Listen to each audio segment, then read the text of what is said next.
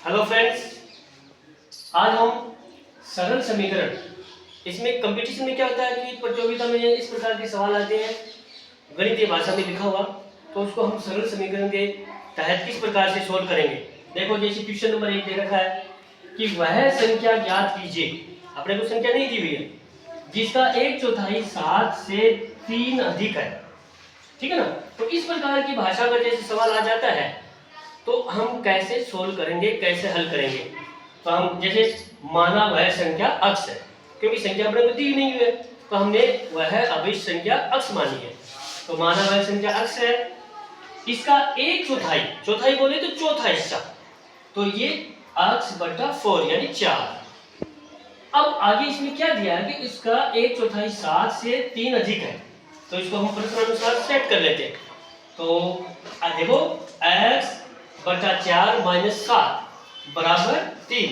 अब देखो, x बटा 4 बराबर 3 प्लस 7, ये इधर माइनस के थे ना, तो इधर आके प्लस के हो गए, तो इसको हम जोड़ देंगे। तो x प्लस 4 x बटा 4 बराबर 10। तो याद रखो, ऐसी जब कंडीशन आती है तो इसमें क्रॉस मल्टीप्लाई यानी तिरछा गुणा, जिसको हम कह सकते हैं वज्र गुणा, वज्र गुणा भी कहते हैं उसको, क्रॉस मल्टीप्लाई करते हैं।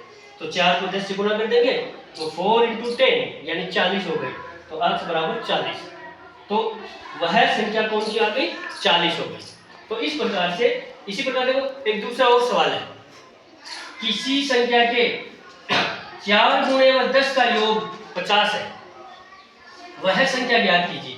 तो इसमें भी अपने को संख्या नहीं दी है तो हम क्या करेंगे, अक्स मान लेते हैं। माना वह संख्या अक्स है, प्रश्नानुसार देखो 4 गुणे में, 4 गुना बोले तो 4 गुना 4 इंटू उस संख्या को जैसे करेंगे तो 4 अक्स प्लस 10 बराबर 50। ये हमने इसको सवाल को, हमारे क्वेश्चन को प्रश्नानुसार हमने सेट कर दिया।